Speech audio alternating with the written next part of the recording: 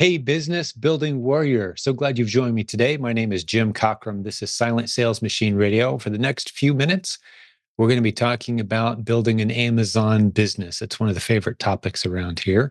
If you are new to our show, you should know that we feature hundreds of interviews with students of the Proven Amazon course. These are people who have built beautiful businesses using the dozens of different strategies that we've discovered to leverage the greatest e-commerce platform in world history, where half of all internet transactions in the United States take place every single day.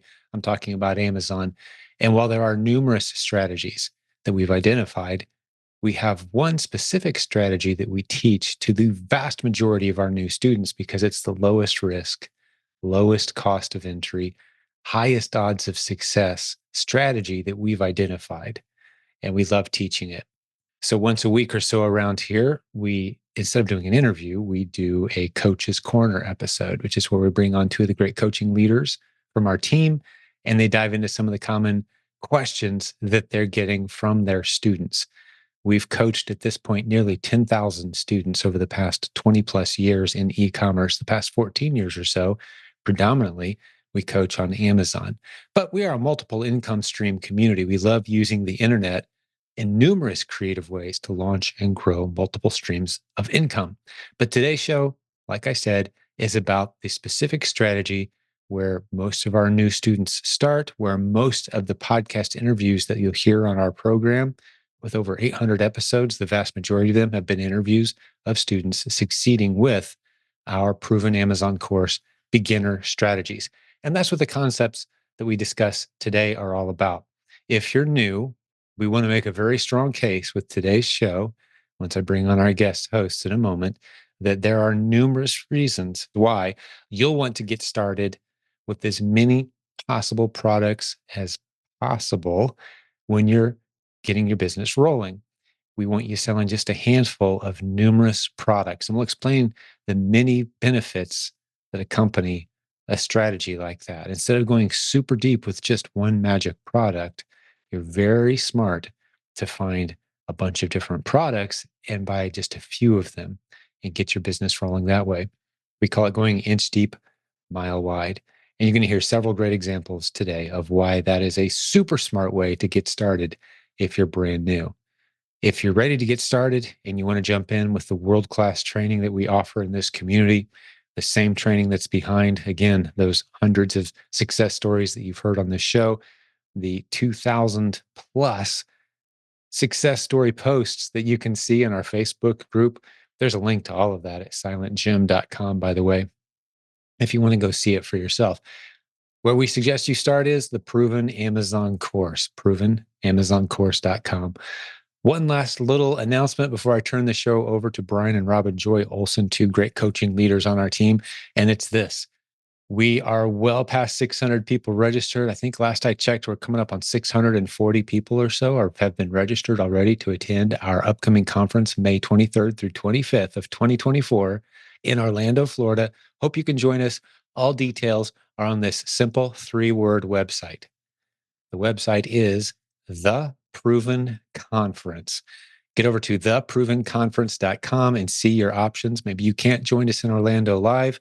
We've got a sale running right now until the event gets here, a huge discount that gets you all 40 plus breakout session recordings and live stream access and access to the Facebook group where all attendees are going to be actively engaged with each other before, during, and after the event. You get all of that for a super low price if you can't come to Orlando with us. If you can come, we still have tickets. VIP is nearly sold out. We put as many out there as we possibly could for that opportunity. In the general admission, there's still a good handful of tickets left there, but this event very easily could sell out. We'd love to see you there in Orlando with us, if at all possible. Jump over and see all the different topics. Yeah, we're going to be talking a lot about Amazon at this event, but also a lot about Walmart, Amazon influencer. I think there's even a TikTok session in there, mixed in there. We've got eBay. We've got all kinds of income stream ideas. So many great successful students from our community using the internet creatively, like I said, to build multiple streams of income. But today we're talking about Amazon. We're talking about new sellers ramping up their book of business, or maybe you're an experienced seller and you only have a few products. Maybe you're kind of struggling. Today's episode is going to encourage you. Find more test-worthy ASINs. Find more testable products that you can send in and sell against. Many good things start to happen when you do that. So I'm going to turn it over to Brian and Robin Joy Olson. Again, two great leaders on our team. Take it away, guys. Welcome back to Silent Sales Machine Radio. We are your co-hosts. I'm Brian. And I'm Robin Joy. And this is Coach's Corner. This week... Yeah, we got some questions. We've got a question that we get often from coaching clients that we are going to try to answer with a few different answers. But the question we get has to do with, we're always encouraging new sellers to get that foundational book of business built. Get some strong foundation so you're not teetering on those just a few ASINs at a time. Mm-hmm. And so the question is, why is that? What is that going to get for us? So let's talk about some of the things that'll get for us, Brian. Okay, so it's not necessarily a top 10 list, but we do have 10, and we had to stop at 10 because there's plenty more. We kept coming up with more. Yeah, plenty more reasons that we want to go ahead and get something established and stable sooner rather than later. Mm-hmm. Okay, first reason. It's really hard to find averages when you only have a handful of ASINs or when you only have 10 or 12. The averages are much less meaningful on 2 or 3 ASINs than they are on 100 ASINs, for instance. Or even 20. Or even 20. Right? Mm-hmm. But why are the averages important? Well, why are they important, Brian? Well, the averages, if you get to a point or a place where you have averages, then average helps you build predictability. Mm-hmm. When you have an average number that you can impact one way or the other, then you're creating some level of predictability in your business. Mm-hmm.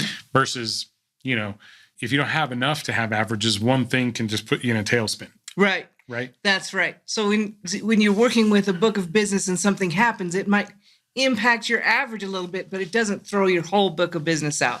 Right. So you do an exercise with a lot of the clients that are getting to the point where they've got a foundational book and they're starting to see what that happens. And what do you do with that? It's one of my favorite things to do.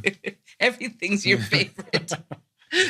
And we like to take a look at an average. So we take a look at a previous month, the whole month. Yep. We look at, how much sales came, how many units did you sell, how many refunds did you have, how much did you spend in pay-per-click, mm-hmm. All the different little places that cost you money that you don't even necessarily think about.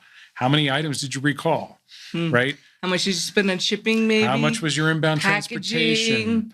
How much was your packaging? All these sort of things that are what I like to call ASIN level expenses. Mm-hmm. These aren't your overhead expenses. These aren't things like your subscriptions mm-hmm. and your warehouse and all those kind of things. But what can you tie specifically to ASINs? And usually, we're able to get this level of detail right from Amazon. Mm-hmm. And Sellerboard does a phenomenal job of mm-hmm. categorizing all these expenses for you, including your Amazon subscription. So once we say like, yeah, I sold 485 items last month. Here was my total sales number. Here was my total refunds, all that.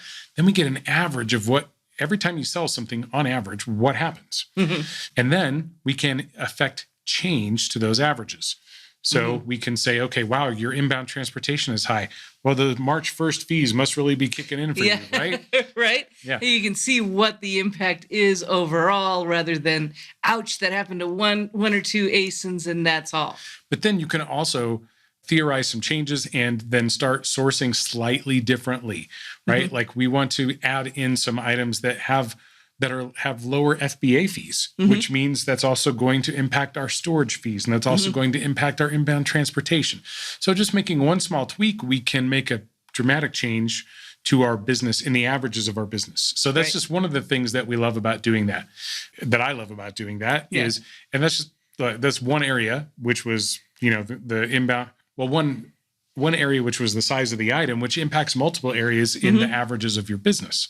Right. The time it takes to prep that item. That's one of your items that can take some of your shipping charges and things like that. Well, and then you might find some other things that are like maybe the cost of prep is mm-hmm. is more expensive than you anticipated it was. Why is that? Oh, we're selling a lot of glass, a lot of breakable items, which means maybe we're using a lot of bubble wrap and boxes. Okay, it doesn't mean we need to stop doing that, but let's add in some things that aren't glass and bubble wrap to help change the average a little bit. Exactly. And that brings us to our reason number 2, which is diversity in your book of business. So building a solid foundation allows you to then go into places that you haven't been in before, maybe other categories or other brands, maybe even other sizes of items or different things, but you have something going on, you have some income happening while you can experiment with other things. As opposed to in the beginning, everything's an experiment. Now you have the ability to go and experiment with a little bit while your book of business is continuing to grow. It helps you make an impact, like you were saying, and find things that are going to help you decrease your expenses and increase your profits. Yeah, we talked recently about the honey pots. Yeah. The honey pots that we tend to go back to, which is where we have found success. It's really easy to go back there because we're intimately familiar with the category, the brand, the subcategory, the type of item it is, whatever. But to branch out into something new, into a new category, and by the way, even as new sellers, there are so many categories and subcategories out there that you don't need to worry about restrictions. Right. So much available to you out there. Exhaust all that first. Yeah. You don't have to. There's so many places to go. Yeah. Okay. That you will not get bored and you will not run out of places to go to before one of the other things comes up, which is, or is it on this one? You don't have to worry about. Where are you going? Yeah. I'm losing it. I was going to the ungating, but that's another item on the list. So I didn't want to get there. Yeah. Okay. Too soon. But that is a good point. The categories, there are plenty of categories. And guess what? The ones that Amazon opens you up to when you're a brand new seller automatically, those are likely, in most cases, the safest categories as well. And that's why Amazon feels comfortable to get you started there. That's one of the reasons, I'm sure. So, and what we have to do when we're new sellers on this platform is we need to go look in all the corners for things. Yeah. Right. And so if you get good at just approaching a new category frequently, then pretty soon, as I say, the competitive advantage that you will have in your business is your ability to source. And so if you focus on that in all kinds of different categories, then you're really going to be good at this. Your competitive advantage is going to be high. Exactly. And when you have diversity in different categories and brands and sizes and diversity in all places, then if something happens to one, for some reason, like when the small and light went away, you have some place to go. You have another category that you've already explored and gotten started with. You may not be an expert at it, but you already have started building that part. So the more of those you have, the stronger your foundation. Right. So diversity is going to help you build that foundation. Right. Yeah. Yeah. And it's going to give you that diversity if you build that foundation in that way. Yes. Right. All right. Number three. IPI score. What do you mean by this? The IPI score is I should look this up. Inventory Performance Index, right? Yes. That's what it stands for. What Amazon does, this is refigured once a week, and it's based on the last 30 days. No, it's based on more than that, more than 30 days. Sorry. I just got corrected. It's based on a certain amount of days that are rolling. So your score is what it is. They update it once a week, and it will be impacted by the total of what that time period that's rolling. Sorry, we don't know that off the top of our heads, but we'll make sure we get it into the show notes. Yes. What that rolling period is. I think it might be 90 days. But, okay. Yeah. So anyway, this is the IPI score, not the account health rating, which is, we'll get there. So the IPI score, the whole goal there, Amazon even said the whole goal there is to keep level inventory numbers. You don't want to have too much inventory in there, but you want to have plenty of inventory to keep your sales going on. Now, while we don't let Amazon tell us how much inventory that is, the IPI score is a good way to kind of keep track of that. And when you keep your IPI score high by not leaving stranded items in there, making sure your sell-through is good. That means you're not leaving items sitting in the warehouses for long periods of time that aren't selling through. That affects your IPI score. And just dealing with your inventory on an active basis can help your IPI score. And then when, for instance, Q4 comes, you get plenty of shelf space for increasing as you like to, if you like to, in Q4. We don't so much, but it's nice to have that inventory available. And how many shipments we can send in is all impacted by your IPI score, right? Yes. So the IPI score, there are 4 metrics in there. If you go in there and take a look, sell through, out of stock, stranded items, and one other one that's not coming to me at the top of my head. One of them is really easy, which is the stranded items. If you just keep your stranded items cleared, well, that's going to help maintain your IPI. And the reason that you might have stranded items or any of these other things when it comes to IPI is because you're building this foundation. Okay. It's hard to have a great IPI if you have spurts and fits of, or fits and starts of what your business looks like. Right. I like to say when you're starting out, everything's a test, right? You're filling that pipeline. You don't even have things for sale yet because it takes time to get through the system. So everything's a test in the beginning. And then at some point, your replenishments start being larger than the tests that you set in. At that point, that's when you can really start growing. That's when you can really impact your IPI score. And then you can start seeing your foundational book of business build. Yes, that's when the magic starts to happen. Yes, it does. All right, number 4. All right, number 4. We say this all the time. Anything can happen to any ASIN. At any time. At any time. It can be the best ASIN you've had for the last 3 years, and you've sold 20 of those a week for a $20 profit for the last 3 years, and then something happens to it.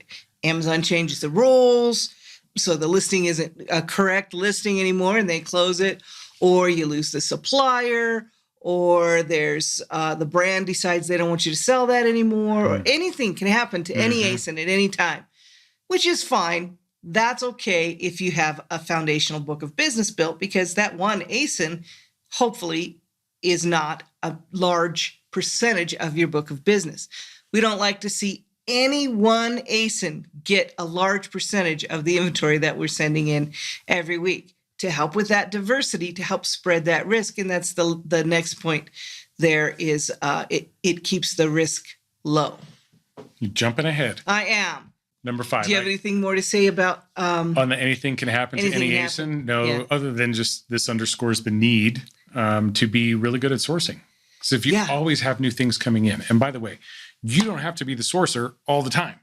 Right. You can get help with that. But you need to be good in the beginning so that you can train someone else how to do that. It is still your responsibility. Same way, we had this conversation with someone about prep centers and someone prepping your items for you. That's still your account, and you're still responsible for what they do and how they do it. So I recommend that you be very close with them and know exactly how they do things, because it could affect your business, not theirs as much. It would affect theirs too, I suppose. But yeah, you are responsible for that. Amazon doesn't say, oh, what was your prep center? No, they don't do that. Okay, so number 5, having this foundational book of business helps keep your risk low. Yes. So if we are spreading the risk over many different listings and many different categories and many different types of products, the risk of losing one or even a couple out of my book of business does not, as we said earlier, throw off the whole book of business. Right. The risk is lower because I don't have a risk of losing everything when I've got it spread out. I have a risk of losing a little bit here that I can make up and adjust. It's much easier to adjust in a foundational book of business. But this is what Jim calls, inch deep, mile wide. Spread them out. Even if you could sell, a whole bunch on one ASIN, if that's a significant amount of your inventory for that shipment, or for your book of business, however often you replenish, if that's a significant amount of your inventory, and if you lost that, it would still hurt, then we need more ASINs. More ASINs. We always need more ASINs. Always need more ASINs. All right, next, number 6. It's easier to outsource. Oh, your business is way easier to outsource when you've scaled to the point where you have predictability. Yes. Right? Because with predictability, you can control certain things in your business when you have those averages, like we said. So this book of business makes it much easier to compile, number 1, your standard operating procedures, because you've got experience across, a lot. You've across your diverse book of business. Right. And best practices. Yes. And way easier to outsource too. It's much more appealing to someone that you might be outsourcing to, whether that's a family member, a friend, a subcontractor, or a prep center. Way easier to meet the minimums at a prep center. Yeah. Way easier to keep your contractors happy and paid when you're at scale. Right. And having those best practices in place is really difficult to do when you don't have a lot of experience and you don't have a lot of ASINs to work with. What's going to work for 5 ASINs is not what's generally going to work for maybe 100 ASINs. Then you get a much more balance to know what's going to work with your mix of business together. So it does make it much easier to hand off and much easier for your contractors to know what winning looks like, whether they're doing a good job or not, if they have those best practices and procedures and operating procedures and standard operating procedures. I'll say that 13 times. Standard operating procedures in place. It's much easier for them to know whether they're doing a good job or not because they have a benchmark. Yeah, much easier to hand those tasks off and then get time back. And then you get time back. Then you can go work on some other experimenting with another strategy or with some different kinds of sourcing then you have time to do other things while your business is continuing to run and make money. All right, let's move on to number seven, which is economies of scale. So when you have reached this sort of critical mass point in your business, well, then a lot of things start to take care of themselves. So let's say that you're still lamenting or challenged with the March 1st change in inbound transportation. So if you have enough items to send in, then it doesn't really matter. One of the challenges we're seeing is that smaller shipments, Amazon's not making available for Amazon optimized inbound. So then you end up paying some placement fees. Well, with economies of scale, when you're sending in several hundred units a week, not an issue anymore. Yeah, right? we want to not have those problems as soon as we can, those new seller problems, right? So that's one thing with the inbound transportation. Next is think about all the supplies and overhead expenses that you've got. Much easier to justify those expenses and your other subscriptions when you've got a book of business that you have built, 100, 200, 300 ASINs. Especially when they're upfront costs, you need predictability to know that you're going to be able to pay for those at the end of the month or whatever your payment is. So that's true. And I wanted to say about the inbound shipments, I was listening to Jim and Grant Douglas talk about it on the podcast this week. And it'll be last week probably when you hear this. But anyway, I thought that was a great conversation about how it impacts you and how, as Jim says, that cost is a new cost, yes, but there are other costs that are going down. The FBA is going to go down by about 20 cents on average per item, April 15th, I believe, so that'll balance a little bit. But I think they both, Grant and Jim, said it doesn't matter. Those new costs are going to come in some way all the time. Prices go up. Things cost more. New fees happen to try to overcome that. That happens in our business. That happens in Amazon's business. That happens in everybody's business. And we pass those on eventually in some way to the customer. And the customer pays them. It's not like customers stop buying things because the price went up. It's just not like that. Even though their paycheck maybe didn't go up as much. Yes. Yeah, I mean, we all feel that pinch, right? We do. But yeah, the bottom line is these costs are not, if it's a cost of doing business for Amazon, it's a cost of doing business for us. That's why I would way rather be working for myself than somebody else deciding whether I get a raise or not. Exactly. Right. So if I can find ways to bring that raise without having to convince a boss, then I think that's a good deal. Yeah. Also for on the supplies front. Yeah. Like I remember when we were first getting started and we had things that required bubble wrap or, boxes or whatever, it felt like we would buy this bubble wrap and use it a little bit at a time. And it would be sitting there for 3 or 4 months. And it was like, geez, and not that bubble wrap's a bank breaker or anything like that, but whatever those kinds of things are that you have to spend money on that you upfront. Maybe you don't upfront, that you don't get to use or get all that money back for many months. At scale, right? When you have a book of business, all of a sudden these things don't matter as much. Right. and you're using it more frequently. So whatever used to take you 3 or 4 months to go through, maybe now you're getting through in 3 or 4 weeks.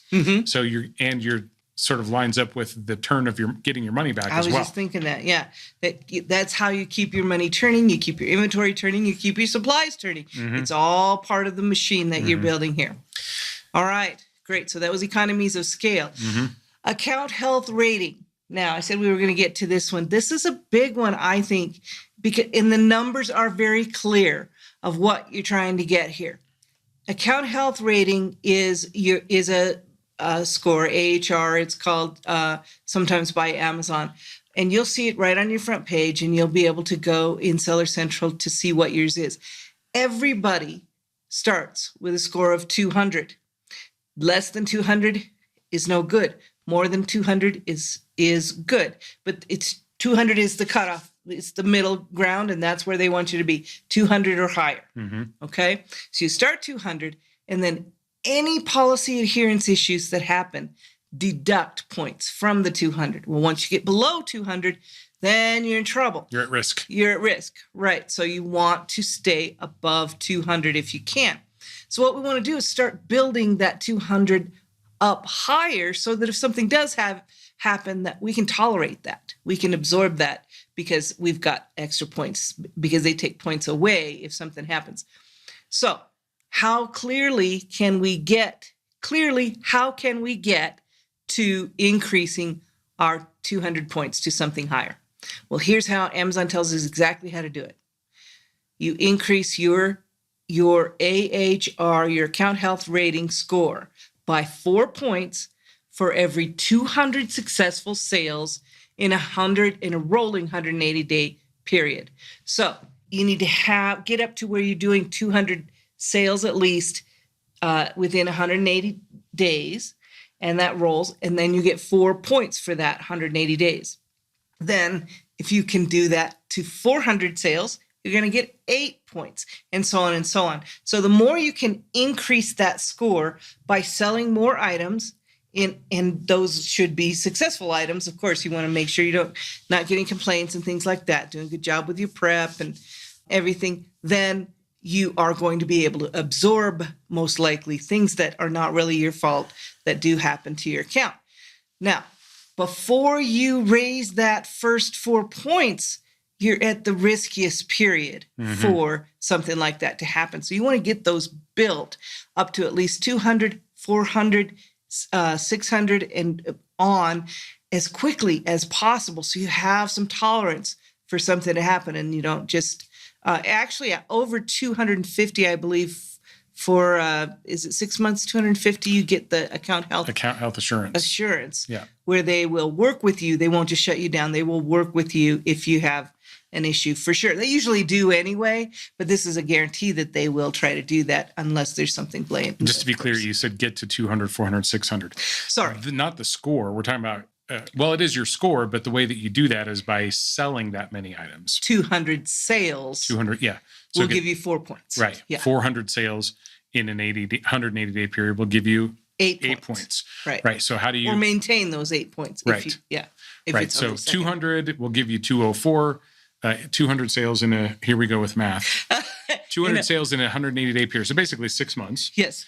Okay. Every 200 sales in a 6-month time period gives you 4 points. But that's rolling. So you can't just get 200 sales and you can't sit on it. Right. If you've all of a sudden take a couple of weeks off, that could catch up with you and impact your score at some point soon. Right. All right. So I think that's a big one. That's a big reason to let's get that done. So we take away even more of our risk. And here's the joy. You see that these pieces of the puzzle start to come together. When you're new and if you're not out there trying to get ungated in whatever is the latest flashy brand, okay, and you're working with what you have at hand, which is what Amazon says you are already approved to sell, you really have very little risk in terms of the listings that you're on of getting hit with something that could potentially decrease your score. So use those products, those items to build your score with before you start like rolling the dice on getting ungated with Under Armour or Nike or whatever it is, right? Yeah, and I don't know exactly what those brands would be, but whatever you're approved to sell in the beginning is probably the safest place to be. So exhaust those. But home and kitchen usually is okay for a brand new seller to sell. And there are millions of ASINs there. Millions, honestly. So yeah, you can't sell on all of them. You're not going to be approved for all of them, but there might be 1,000 that you could explore at the very least. Yep. I'll bet there are more than that. But exhaust those categories first, and you won't be able to sell all of the brands in those categories. We know that. But that is a great place to start. There's nothing wrong with that. Don't be discouraged. It does take time, but it takes time anyway. It just takes time. Takes a little bit of time. Like nothing here is going to happen overnight. No. You can't build your book of business overnight, right? And it's also not passive income. There's not at this point where this stage of the business anyway. Are we building? Right. I mean, are we getting it to where we want to outsource it and we become business operators? Absolutely. But even then, it's not true passive income where it's like money sitting in the stock market, right? Right. Or sitting in the That's bank. true. Or CD Somebody or has to run it. And a lot of people spend less and less and less time. Yes. It becomes more and more passive. But at this point, before you have a foundational book of business built, it's not passive. So you want to get that built as quickly as you can. And that one wasn't in there, but that's a good one. So there's a bonus one. All right. Number 9. Number 9. Lifting of restrictions. This is what I was trying to get to at number 1. You were jumping the gun on that one. So how many stories have we heard lately on the podcast about people who were just selling? Oh yeah, I was selling whatever I was approved to sell. And then all of a sudden I noticed that I was approved in grocery, or I was approved in Nike, or I was approved to sell Starbucks, or I was approved to sell whatever it was that in the beginning you thought, oh, if I could just sell that one thing, I'd be rich. Yeah. You have a little bit of story about that, don't you? I do. He's told it before, but I like to hear this story. I remember when I was thinking, gosh, if I could just get ungated in topicals, I would be rich, because makeup is where it's at. Yep. Right. And so I went, bent over backwards, spent 2.5 months trying to figure out how to get that thing done, and finally got it done. This is why your coach was saying, focus, Brian, focus. Finally got it done. And then, it helped us diversify, but I didn't change my book of business over to just, cosmetics. And it was less than 60 days later. And I'm positive that would have been lifted maybe even 30 days later. So it seems like that in the beginning. It seems like it matters. It seems like everything that's just out of reach is where your success lies. But the truth is, it's already within your reach. Yes. Everything that you can reach right now is what's going to help you get to the things that seem out of reach right now. And you don't need those things to get there. You'll get there with what you have available to you. That's right. So we don't encourage new sellers, and there's no guarantee that you would even get ungated if you bought some things and tried to send them in with an invoice or whatever. We don't encourage new sellers to do that. If you do, I do recommend that you have help with that, because there are some things that you can do to help that, but it is just so unnecessary. We've seen too many people do it and didn't need to do it. Well, in fact, I think people think that because you're ungating, it's going to be less competitive. Not true. And it's not the case at all. And in fact, it's probably the opposite, because everyone comes in and they think, well, if I could just sell this thing, so I'm going to spend all this time and effort getting ungated in it. And then what happens is you have these ASINs that are high quality products that are being have sellers who don't know what they're doing. And then you think that price. Why do prices tank? One of the main reasons prices tank is because people don't understand their costs, and especially if they're new. Agreed. And these are things that, in the replens business, if you feel like you have to have products that are, attractive and sexy and, fancy, that's not where the money is. The money's in the plain, Jim says it all the time, the plain, boring old things that things you would never even think replenish about. over and over and over. Things that I would never buy. I don't even know what you use that for, but it sells well, so it's in my book of business. Right, but here's the point of this: as you're building your book of business, then these restrictions get lifted. They do automatically. Right. So just focus on the things you can sell on right now. And then before you know it, you're going to have almost everything available to you. Yes. And I've seen that be directly in correlation with that building of your account health score and your stability of your IPI score. So work on who you are as a seller, making sure you do more and more of that without complaints, without issues. That's a great point. We talk about seller metrics a lot. And, I will say, like, there's an algorithm that we don't have access to or visibility to, but there are also data points that we do have access and visibility to, and they are account health rating, IPI score. And voice of the customer. Really, we just had some news where they're going to start using voice of the customer more, and they've got a new dashboard for that. They're giving us a little more insight into that. So focus on the things that you can control, which are those in those three areas, and then your seller metrics will improve as well. And your restrictions will start. And then your restrictions will get lifted. Yeah. Yes. All right. Well, here we are. We're to number 10. Number 10. Well, what's number 10? The most meaningful one of all, right? Why do we want to build this foundational book of business as quickly as we can? We don't want to just a few ASINs, right? Instead of just a few ASINs. Like, if we're going to do, here's a conversation that you and I had over coffee. Why would you get into this business to send 100 units a month? I don't know. There might be a very good reason, but most of the people that we work with are like, hey, I want to do this thing. I am committed. Okay. I'm not on the plate of ham and eggs. I'm the ham. That's how committed I am. Right. Right. Because the chicken is involved, but the pig is committed. Yeah. So if you are committed, then let's dive in and get this thing done. And the number one thing that we're going to get out of building that book of business is making more money. Making some money. That's why we're all doing this, right? That's why we're all here. More ASINs, more money. Yes. So more money equals what? We can go make some car payments. Let's go cover some house payments. Let's do the thing that everyone gets really fired up for, which is let's bring moms and dads home. Right? We do this as a community really well together. We have synergy here. Robin and I, as a couple in this business, have synergy. All of us in this community have synergies as well.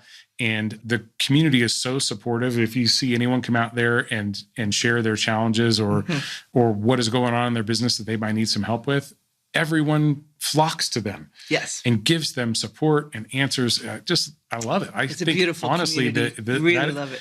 That may be the number one reason that our business has been as successful as it's been for the last 5 years. I think so. We've done this analysis over all the businesses that we've tried. And that one thing is something that we've never had before, is that encouraging positive. There have been communities before, but not in the positive, sharing, helpful way that this community is. So don't take that lightly. That's a big deal. Yeah. All right. Do you have a quote for us today? I do have a quote for us today. This quote comes to us from Honora Lee, and it goes like this: "Success is what happens after you've survived all of your mistakes." Success is what happens after you've survived all of your mistakes. Wow.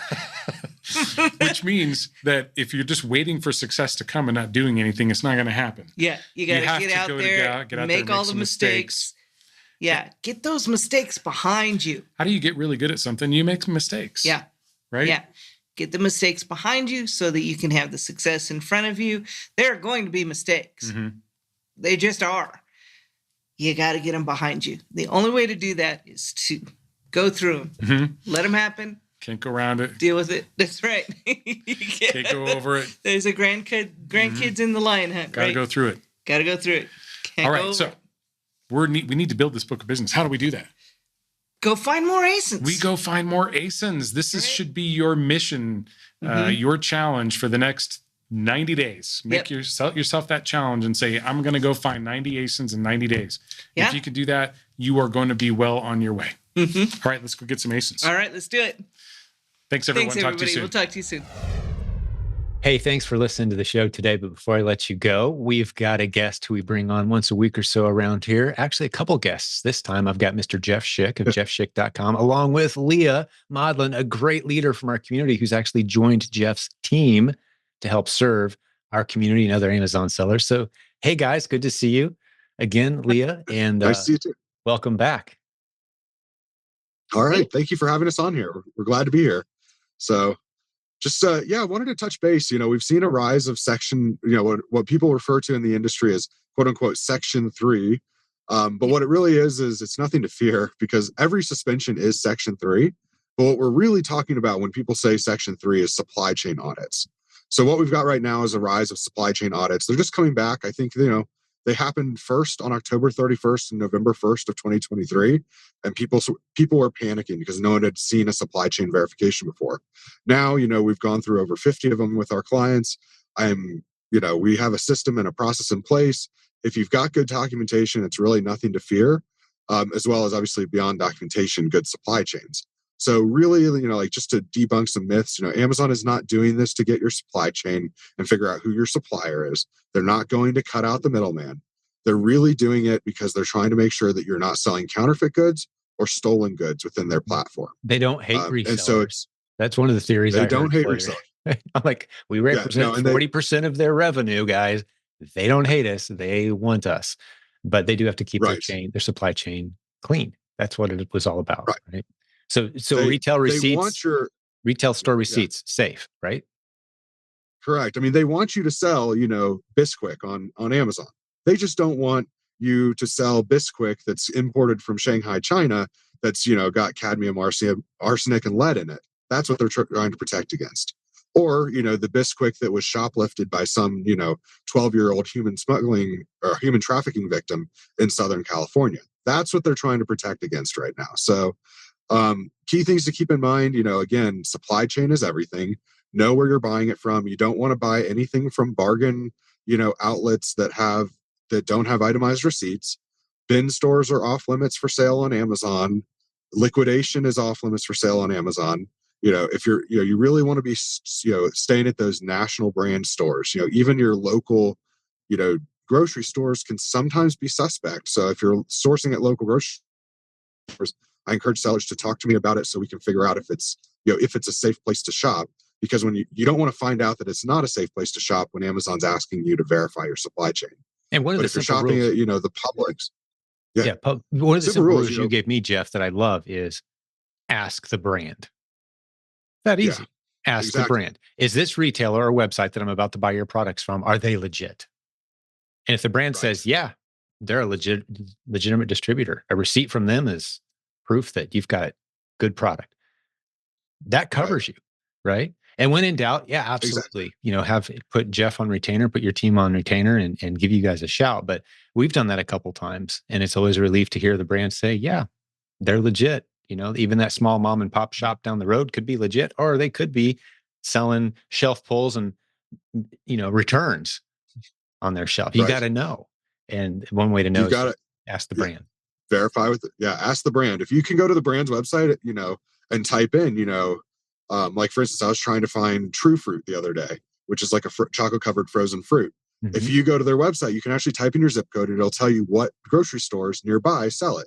And so I saw that Publix and Kroger and Ralph's and Safeway, all these ones had it. So it's like, great. Now we know that those are all authorized dealers of the product in question. So if you were to buy product there and use that receipt, and Amazon was to have a question about the supply chain, you could show them, hey, here's the manufacturer's website, and here is, Safeway listed as an authorized distributor or an authorized retailer of the goods. And now you've proven supply chain authenticity. So, big thing, I'm a big believer in saving everything paper-wise. Someone was asking me 2 days ago, they said, what should I be saving? I get packing slips, I get invoices, I get shipping confirmations. They're like, what should I save? And I'm like, everything. He's like, but that's a lot. I'm like, yeah, I usually have 3 to 4, banker's boxes by the end of each year, just of paper that I've saved. And, we have an entire room dedicated towards storing files. And it's just one of those things. It's just, does it stink to have that much paper, wasted and sitting around? Sure. But, it makes for really good bonfires after 7 years when you don't need it anymore. So, sure. We save everything. Like I've still got records going back to 2007 that I just haven't had a chance to burn yet. So it's, when in doubt, save it for sure. Well, what else are you seeing with Section 3? I know that, the peak of the panic was a few months ago when a lot of people were selling against generic ASINs, or they were buying, from unauthorized distributors or retailers and thinking they were going to get away with it forever, which Amazon has cracked down on that. So many people in our community avoided this entirely, though, because we've been warning against these things. You've been helping us warn people against these things for a long time. But those who did get pulled in, the vast majority of them are now out. But we're still seeing some, so help us again. Let's keep these people out of Section 3, out of suspension. Ideally, most of these people come back. The vast majority, we even say 95 to 99% of all suspensions are temporary. But man, it'd be great just to avoid them entirely. So any other tips along those lines? Probably things that we've told people before, even. There's no magic cure-all. Someone was asking me, like, what do I need to avoid a Section 3? And the answer is, that's really tough to say, because Amazon targets Section 3 based on their data showing high degrees of stolen goods or high degrees of counterfeit. And that's what it is. It's a supply chain verification to ensure your goods are not stolen and not counterfeit. So if they have data points that show that you're selling, a makeup, for instance, that's highly counterfeited, you're going to get Section 3, even though it's not against you, it's everyone on that ASIN in question. Mm-hmm. So the reality is you can't avoid it. The best thing you can do is to prepare for it by having good documentation and good supply chain, good sources. Because if you've got good documentation, you've got good sources, you can get through it. But if you've got bad sources and if you don't have any bad documentation, you're going to be in a really hard place. So like I talked to a seller the other day, they bought 100 units of a product from a random third-party seller on like Craigslist. They're going to face the reality that they won't be selling on Amazon, because they don't have a good supply chain. Those are probably stolen goods or shoplifted. Yeah. And so, it's unfortunate, but that's how Amazon works. If you don't have that stuff, and I've heard people say before, but it was such a great deal. And that's why my golden rule that I like to tell clients is, if this is the last product you ever sell on Amazon, was it worth it? And if you can look at yourself in the mirror and say, I will give up my Amazon account to sell this product from this source, then go for it. A risk, but you better be willing to live with that. Yeah. Because the value of having a healthy Amazon account continues to skyrocket. It is an asset that you want to have. And it's not worth that risk. Well, do you mind if I ask Leah a question? She's been on your team for a while now. I just want to hear how it's going. We've introduced her to the community now as being part of your team, but what's your role? How's it going? And how can we reach out to you guys if someone has some questions or wants to get on retainer maybe? Yeah, for sure. So I've actually not been around quite so much of a while. I'm only 2 weeks into working with Jeff. Officially 2 weeks. Okay. Yes, a whopping 2 weeks. But a lot of people know that I've been a seller for about 4 years and had, I'm still experiencing, my store is still open. So it's not like I'm like, hey, I've given it all up and I'm just working for Jeff. But because of my Amazon journey, I had like a certain degree of account health knowledge for, I've gone through some pretty complex situations on my own. Just knowing a lot of people that sell, I've been witness to what we've all gone through kind of under a sample size of my friends. And then, having gone to the conferences and talking to people, we all have our own little horror story, I feel like, at one point in the journey. So with my friendship with Jeff and having gone through some of the experiences that I've been, I was well positioned to kind of like fill that role. So I do a lot of client support. So if you're writing Jeff, there's a high likelihood that I will be one of the people responding to you. And then our colleague Lewis, who's also very knowledgeable. But I've written a couple of appeals so far for account suspensions, which can sometimes be like a little scary. One of those people was my friends. I have a little bit of experience with that, and I'm probably going to be getting a lot more experience I'm going forward. But I can say that I wrote successful account appeals without working for Jeff before. So that was a little chip on my shoulder that I was actually like really proud of, because one of your friends in dire need, you're like, let's do this. But yeah, so just a lot of the stuff that comes in is pretty like run of the mill stuff. A lot of IP complaints. Like I was on the phone with Lewis today, and there was a gentleman who got slapped with like a lot, like all at once, and that can be like really terrifying. But I've listened to a lot of Jeff's episodes on here, but I don't know if you've actually like advertised that we actually have like former Amazon account performance VAs like working on Jeff's team. Yeah, we So only mentioned it once, I think. Yeah, that is very noteworthy. I'm glad you brought that up, Leah. Great. yeah, point. I feel like Right. a lot of people don't know that. So like when you send in an IP complaint, like I'm not working on it. Like Lewis isn't working on it. We actually have former Amazon seller performance reps working on your IP complaints. So that I think is a really, really, really special feature. I mean, that has nothing to do with me. I might process some of that and send it over to them, and we have meetings with them like we do this evening. But yeah, so that my role is kind of simplistic, just helping people. I think a lot of, especially somebody who's been suspended before, I think that like I'm probably one of the more comforting people to talk to. I'm like, I've been there, girl. Like, let's get through this. So hopefully I bring like an extra like dose of, I mean, everybody's friendly, but like if you're talking to somebody who's been suspended before, I feel like it gets a little less scary, like right out of the gate. Like, For sure. and I talked about it on one of our podcasts that we had in the past, so I won't rehash it here. But I felt like I had a really complicated suspension. My very first IP complaint ever was a confirmed counterfeit, and it knocked me out. So yeah, that's kind of a ramble, but that's that's I'm great. doing tickets. It's good. A lot of our community knows exactly who you are and they've seen you around, but we also have a lot of first-time listeners every episode. So it's good to get to know the team a little bit. And if someone wants to put your services to use in their business, what do they do? Where do they go? Talk us through that a little bit, Leah. So they Jeff, can go to if you want. jeffschick.com and sign up right on the website. Now that I know that this, by the time this airs, we will have our new website launched, and we do have new price points available and also new benefits. So we talked about last week about the really exciting enhancement to the retainer that's coming out, which is that the seller performance team members are actually going to be doing once a month account health audits where they'll log into your account and run an account health report and send it to you and let you know what needs to be worked on. And so that, of course, we talked about last week, and then we're rolling that out in phases. But anyone that signs up with the new retainer also gets that as well. And so we're grandfathering all of our old clients in at the former price point. They're not, their price is not going up.